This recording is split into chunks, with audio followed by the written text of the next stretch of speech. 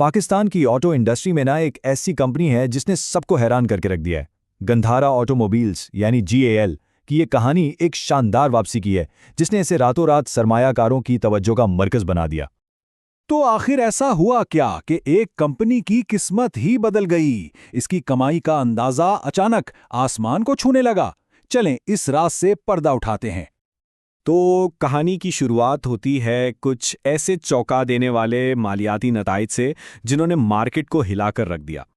8 गुना। जी हाँ, ये कोई मामूली इजाफा नहीं था। तज्जियाकारों के मुताबिक माली साल 25 में गंधारा की फी शेयर आमदनी में 8 गुना इजाफे की तवक्को है, यानी 800% का इजाफा। अब आप खुद सोचें, ये एक ऐसा हिंदसा है जो किसी भी कंपनी की तकदीर बदल सकता है। और इस जबरदस्त पेशगोई का असर फौरन ही नजर आने लगा। मालियाती तज्जियाकारों में GAL के स्टॉक की हदफ कीमत बढ़ाकर 700 रुपये फी शेयर से भी ज्यादा कर दी।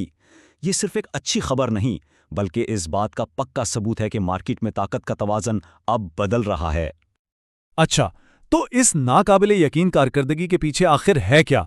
जवाब है एक गाड़ी, एक ऐसी गाड़ी जिसे कुछ लोग मोनोपोली ब्रेकर कह रहे हैं। ये है JAC T9 Hunter pickup. JS research ने तो इसे गंधारा ऑटोमोबाइल्स के लिए सीधा सीधा गेम चेंजर करार दे दिया है। लेकिन भाई, ऐसी क्या खास बात है इसमें? यहां T9 हंटर की हिकमत अमली बिल्कुल साफ नजर आती है। देखें, ये मार्केट लीडर टोयोटा रैवोटो न सिर्फ कीमत में चैलेंज करता है, बल्कि तकरीबन 50 लाख रुपए सस्ता है। और बात सिर्फ कीमत की नहीं, फीचर्स में भी इसे मात देता है। 7 एयरबैग्स रैवो के सिर्फ 3 के मुकाबले में, और तो और एक सनरूफ जो रैवो में है ही नहीं। यानी ये कीमत और क्वालिटी दोनों मैदानों में खुला चैलेंज है। तो इस गाड़ी का मार्केट पर असल में असर क्या पड़ा? चलिए जरा इसके आदात व शुमार देखते हैं। मार्केट का जो रिस्पॉन्स था ना, वो तो उम्मीद से कहीं ज्यादा था। लॉन्च के सिर्फ 2 हफ्तों के अंदर T9 हंटर की डिमांड इतनी बढ़ गई कि कंपनी को इसकी कीमत में 7.7% का इजाफा करना पड़ा। ये साफ इशारा था कि लोग इस गाड़ी के लिए कुछ भी कीमत देने को तैयार थे। डिमांड का आलम यह था कि कंपनी को बुकिंग ही रोकनी पड़ी, और डिलीवरी का टाइम सितंबर 2025 तक पहुंच गया। जरा सोचें, एक गाड़ी खरीदने के लिए 1 साल से भी ज्यादा का इंतजार। ये डुआन 90 हंटर की मकबूलियत का मुंह बोलता सबूत है। तो इन सब नंबर्स का मतलब क्या निकला? अंदाजा ये है कि अपने पहले ही पूरे साल में T900 पिकअप सेगमेंट के 15% हिस्से पर कब्जा कर लेगा। अब एक ऐसी मार्केट जहां सालों से चंद बड़े खिलाड़ियों का राज था, वहां ये एक बहुत बड़ी कामयाबी है। और अब आते हैं सबसे अहम हिस्से पर। माली साल 26 तक ये तवक्को की जा रही है कि GAL की कुल कमाई का तकरीबन आधा हिस्सा, यानी 46%, सिर्फ और सिर्फ T9 हंटर से आएगा।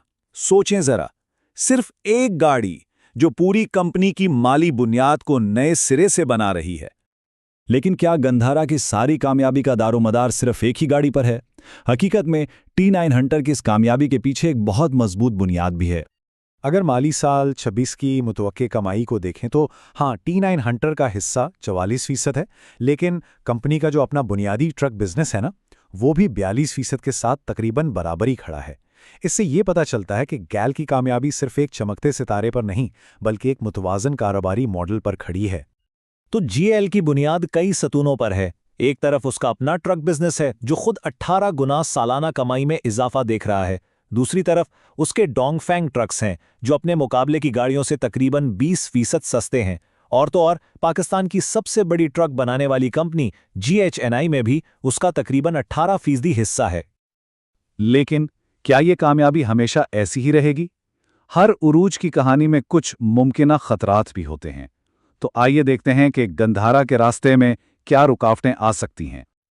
आगे चलकर कई चैलेंजेस हैं। मार्केट में नए खिलाड़ी आ सकते हैं, जैसे BYD का शार्क ट्रक जो मुकाबले को और सख्त कर देगा।